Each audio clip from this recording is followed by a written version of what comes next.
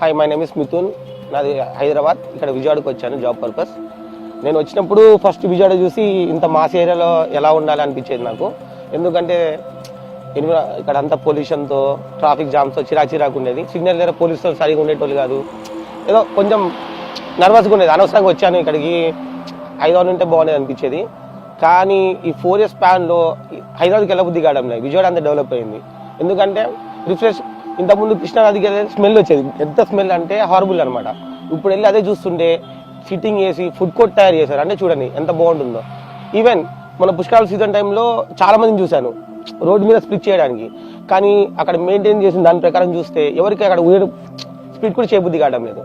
So అంత change తీసుకొచ్చిన only 1% అప్న CM Chandrababu Naidu గారికి ఫస్ట్గా థ్యాంక్స్ చెప్తున్నాను. ఇంకోటి, మొన్న ఇక్కడ మన మినిస్టర్ గారు కేశని వాళ్ళ ఇంటి దగ్గర అయితే చూశాను. మొన్న ఎదురుగానే ఖాళీ స్పేస్, చెరువు నుంచి వాసన వచ్చేది. ఏంటబ్బా ఇది, దీన్ని చూస్తే బాగుంటుంది అని చెప్పేసరికి నేను ఒక 1 year చూస్తే రోబోటిక్స్ పెట్టి, గ్రీనరీ ల్యాండ్స్ పెట్టి చాలా బాగా డెవలప్ చేశారు. ఇమాజిన్ చేయలేదు ఇలా డెవలప్ అవుతుంది విజయవాడ. Finally I'm happy. ఇంకోటి మెయిన్ థింగ్, బస్ స్టాండ్కి వెళ్ళి చూశాను నేను మొన్న. ఎందుకో వాష్రూమ్ బస్ స్టాండ్లో బాగోవు కదా అని ఏమో ఇంట్లో అంతా ఫినిష్ చేసుకుని వచ్చాను. కానీ వామిటింగ్ వచ్చేసరికి ఒకసారి ఎందుకో ఫేస్ వాష్ కోసం వాష్రూమ్కి వెళ్ళాను. వాళ్ళు 5 rupees ఛార్జ్ చేశారు.